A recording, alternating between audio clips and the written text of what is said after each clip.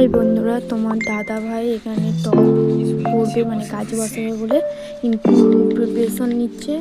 আর কেমন লাগলো ভিডিওটা তোমরা বলবে, জাস্ট কেমন হচ্ছে।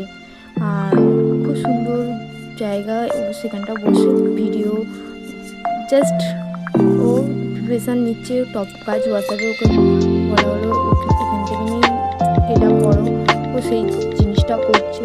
কেমন